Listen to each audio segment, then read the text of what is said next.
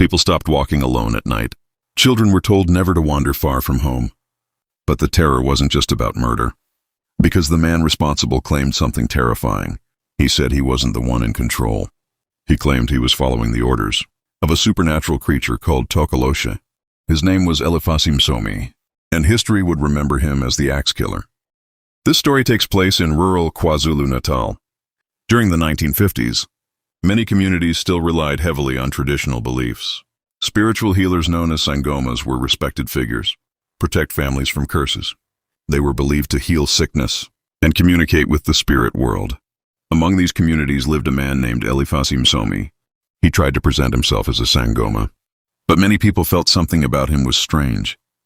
His reputation was never truly trusted, and soon, his name would become one of the most feared in South African history. Around 1953, people in nearby villages began disappearing. Some victims were later discovered in isolated areas. Fields, small forests, remote valleys. Investigators soon noticed a disturbing pattern. Many victims were last seen with a man who claimed he could help them spiritually. That man was Elifasi Msomi. He approached victims politely, sometimes offering healing, sometimes promising to remove curses or spiritual problems. But once he gained their trust, he would lead them to a secluded place, and then the attack would come. His weapon was usually an axe. The assaults were sudden, brutal, and deadly. Several victims were young women. Some were even children.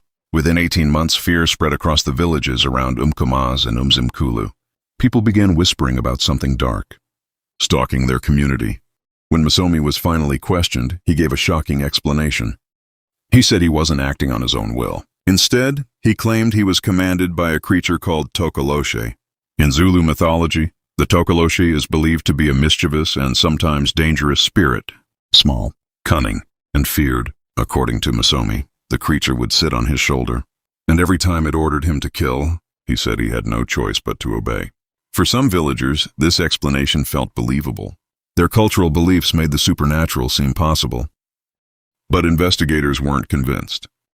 To them, it sounded like something else entirely.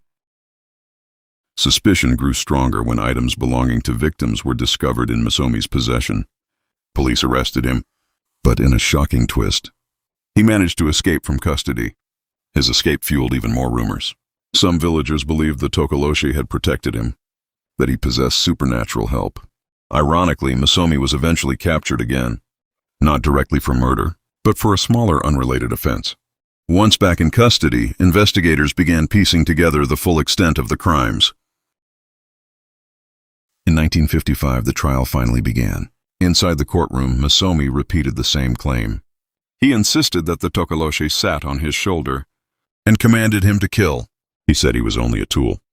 But prosecutors brought psychiatric experts to examine him. Their conclusion was clear. Msomi was legally sane. He had above-average intelligence, and he fully understood the consequences of his actions. Experts believed the supernatural claim was likely an attempt to avoid the death penalty. With evidence, witness testimony, and Msomi's own statements, the court reached its final decision. The court found Elifasi Msomi guilty of 15 murders. He was sentenced to death. On February 10, 1956, at Pretoria Central Prison, the sentence was carried out. He was executed by hanging. Some community leaders were even allowed to witness the execution. The purpose was simple, to prove that no supernatural force could save a man from justice.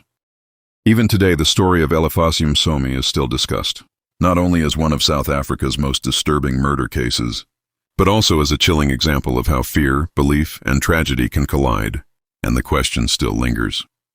Or something the killer truly believed was real.